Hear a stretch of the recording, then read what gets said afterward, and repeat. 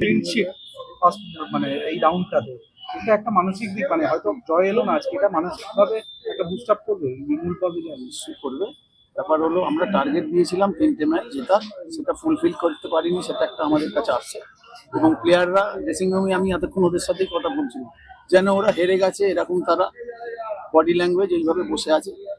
তো আমি আবার বলছি, আগের দিন যেরকম আমরা দেখেছিলাম যে টিমটা আমাদের কাছে হেরে গিয়ে সেই টিমটাই 5 গোল করেছে বিহারকে, এবং সেই বিহার আজকে আমাদের সাথে কঠিন লড়াই দিয়েছে। এবং ইউপি আমাদের কাছে 7 গোল খেয়ে আজকে আবার ঝাড়খণ্ডকে হারিয়েছে। আমি জানি না তোমরা সারা ভারতবর্ষে অন্যান্য গ্রুপের খেলাগুলো কি রেজাল্ট হচ্ছে জানো না।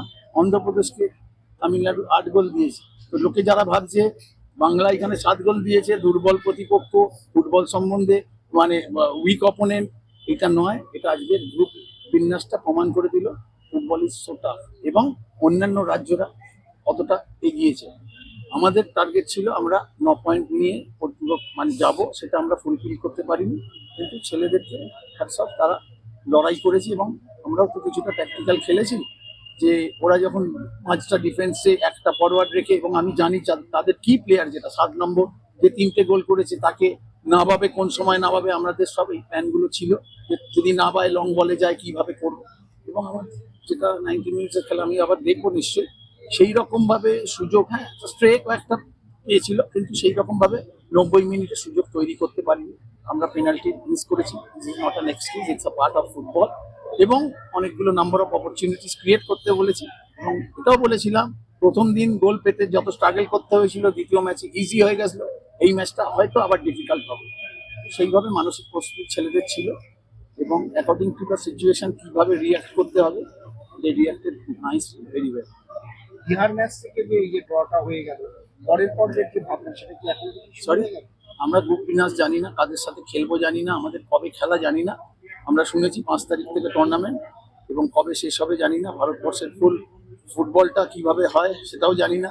শুনেছি সিনথেটিক ট্র্যাকে খেলা হবে, এবং 5 থেকে যদি 22 তারিখে গ্রুপ লিগের 12টা টিম খেলবে, গ্রুপ লিগ, তারপর কোয়ার্টার ফাইনাল, সেমিফাইনাল, ফাইনাল। তো এগুলো কি করে হবে সেটা জানি না, যতক্ষণ না আমরা জানছি সেইভাবে না। তবে আমরা 2-3 দিনের মধ্যে আমাদের ট্রেনিং, আমাদের যে প্রস্তুতি দ্বিতীয় মানে নেক্সট পর্বের জন্য, সেটা আমরা যত শীঘ্র সম্ভব শুরু করে দেব। প্রিপারেশনে একটা বড় ধাক্কা, আপনি কিছুই জানেন না। না না, সেটা সকলের ক্ষেত্রে, আমার ক্ষেত্রে না। তো আমরা প্রিপেয়ার হবো একটা 90 মিনিটসের ম্যাচ খেলতে। সে ঝাড়খণ্ড, কর্ণাটকের সাথে, তামিলনাড়ুর সাথে হতে পারে, মণিপুরের সাথে হতে পারে। আজকে রেলওয়ে কেরালার খেলা এখন চলছে, আমি we don't know the result. তো এই গ্রুপগুলো তো আছে, তো সেগুলো পরবর্তী ব্যাপার। পজিটিভস কি আর ল্যাকিংস কি আপনি এই তিনটে ম্যাচ থেকে? ল্যাকিংস আছে, ল্যাকিংসটা প্রেস কনফারেন্সে বলার ব্যাপার না। আমি যেরকম বলছি, বাংলার লোকেরা শুনছে, ভারতবর্ষের অন্য লোকেরাও শুনবে। তো সুতরাং ল্যাকিংসটা বলতে পারবো না। পজিটিভটা হলো ছেলেরা দুর্দান্ত লড়াই করেছে, তাদের গোল স্কোরিং এবিলিটি ভালো। আজকে গোল করতে পারেনি, ফুটবলে সবসময় গোল করা যায় না, তাহলে ম্যানচেস্টার সিটি পরপর 4টে ম্যাচ হারতো না। তো এইগুলো part and parcel of the football, but they showed tremendous character throughout the 90 minutes. আপনি আপনার দুটো মিশন ছিল, একটা ছিল ক্লিন শিট রাখা গ্রুপ লিগে, যাতে একটা বড়টা হাই থাকে ডিফেন্ডার এবং গোলকিপারে, সেটা পূর্ণ হয়েছে।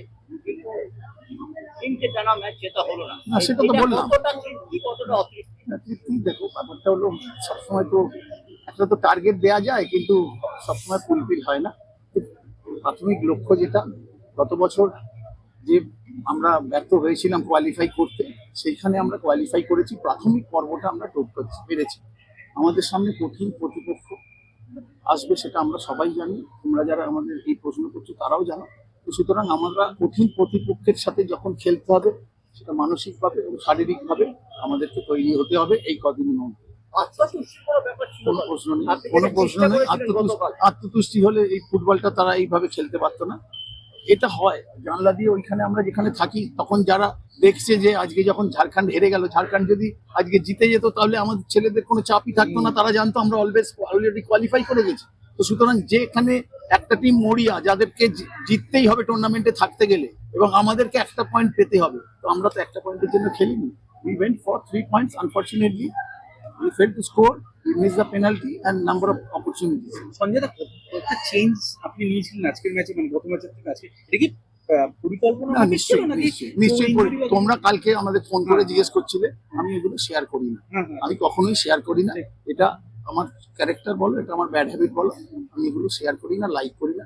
আমি কি করতে যাব, আমি টিম মিটিং ছেলেদের জানাই, কাগজ পড়ে যদি দেখে নেয় নরহরি খেলছে না, এ খেলছে ও খেলছে, সেটা তাদের পক্ষেও ভালো না, দলের পক্ষেও।